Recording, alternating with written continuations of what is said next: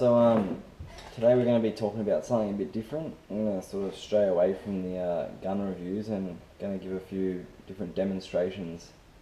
So I find them quite informative, and I think that you guys will too. The first demonstration that I'm going to talk about is actually one that I've just started to dabble in a little bit, and I found it quite useful to grasp, and I think it's something that everyone should know how to do. And that is case annealing, using a blowtorch and case and water. It's basically all you need. The first thing that you think you have to do is you have to resize and deprime your brass. Obviously, because when you resize your brass, that's actually when the most expansion takes place, because it's being put under all that pressure, and what happens is the head stretches upwards. So that's when you get a bit of length and a bit more tension on your brass. Because the whole idea behind annealing is that what you want to do is you want to heat up the brass, and it's actually got different metallurgical properties to normal metals, and what the heating does is it softens the brass. So you want to heat it to a certain temperature, and then you want to quickly cool it. There's a lot of debate about whether you should cool it quickly in water, but it's just how it's always been done in history, and it's never really failed that much. There's certain machines that you can use also that are quite expensive, and they don't use the cooling, and so a lot of people say that you shouldn't cool it quickly because these machines don't. But as a matter of fact, those machines, the steel bases on them actually act as a heat sink, and they prevent the heads of the brass from heating up. Because that's the whole idea. You don't want the head to be softened. You want the neck to be softened. The reason we do this is that as you fire your brass, each reload you do, it gradually gets harder and more brittle.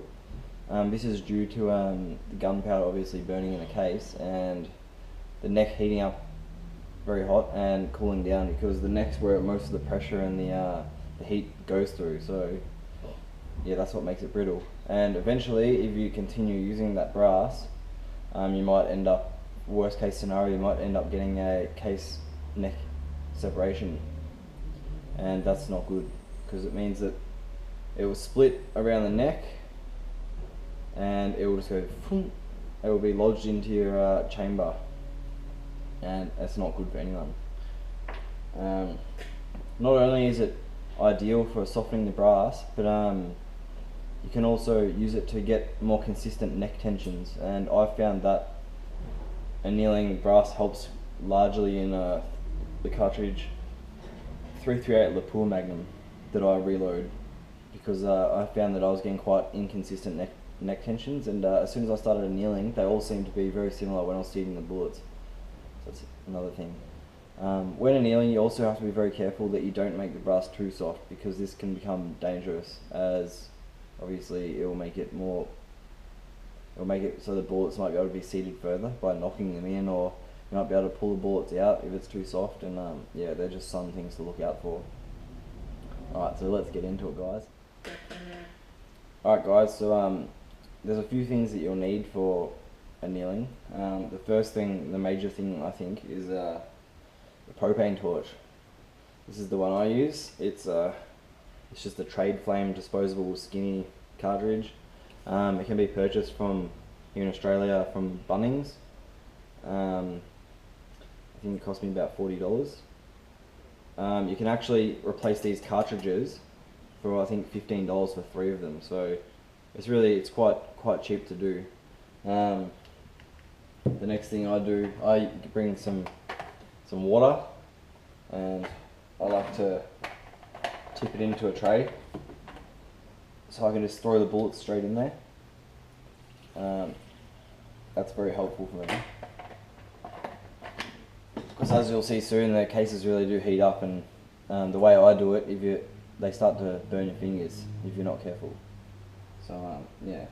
The next thing you'll need is some resized and deprimed brass, as you can see. Today I'm going to be annealing 308 Winchester. So these cases have never been annealed before, and yeah, we'll get into it. Alright guys, so the first thing that I suggest you do is give your cases a good wipe down, like this. The reason that I do this is because your cases have a lot of oils and impurities and stuff on them, and what happens is when you anneal it, flame actually burns these impurities into the brass. And also, not only that, I've noticed when I first began that it actually gives you an uneven heating of the case, and you can actually see when you haven't cleaned it that yeah, it's been heated unevenly, and the marks, the annealing colour, because you'll see soon that it goes a different colour to normal. It won't be the same everywhere. Where it's dirty, it kind of, I think the impurities must sort of shield the heat a little bit. So other bits will heat up more than the dirty parts, and yep, that's certainly not ideal. So yep, definitely do that first. Alright guys, the second thing that I suggest you do, which is you're obviously going to have to do, is you're going to have to light your propane torch. The one that I have, you actually have to ignite it with an external lighting source. So let's get a match here and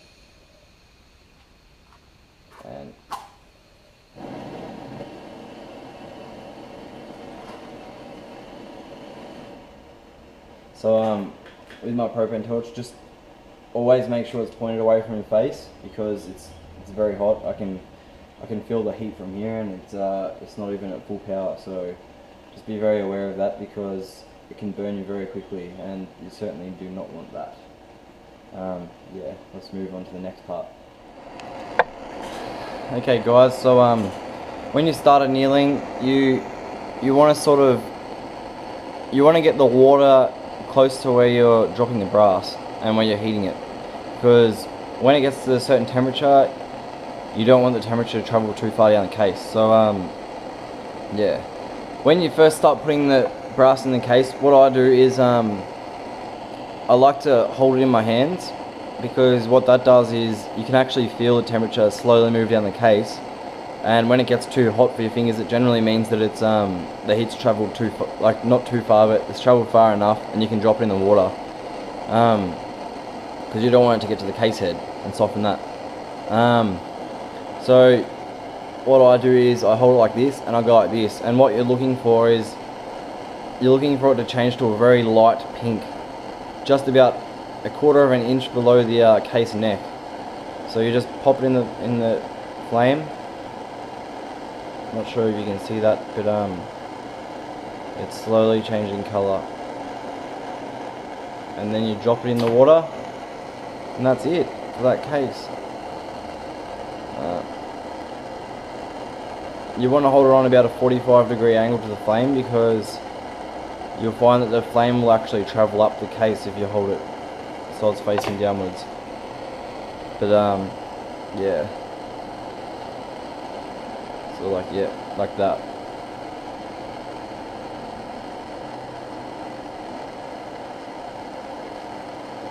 You don't want to anneal it too much, or what will happen is the neck will get too soft, and the bullets will seat too far, or they can be pulled out even if it gets too soft, and that's certainly not what you want. Be very careful when you're also doing it. Be sure to have a window open or something, because the flame can actually produce carbon monoxide, and that's lethal. It can actually kill you. So yeah, be very careful doing this indoors. I'm doing it indoors, but there's actually a window open right in front of me. So yeah, as you can see, I'm just dropping them in the water, and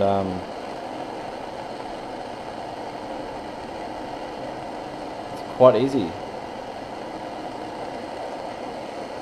Alright guys, so thanks for watching my video on annealing, and if there's any other processes that you're really interested in seeing, let me know. I'll hopefully be doing one soon on what you need to begin reloading, and I might start doing a few different beginner guides on how to reload your own ammunition, because it's quite a daunting process when you first begin. and there's so many different things to buy and options, and yeah. But thanks for watching, and please comment and tell me what you thought and what you'd like to see next time, and yeah, subscribe if you want to see more. Thanks for that. See ya.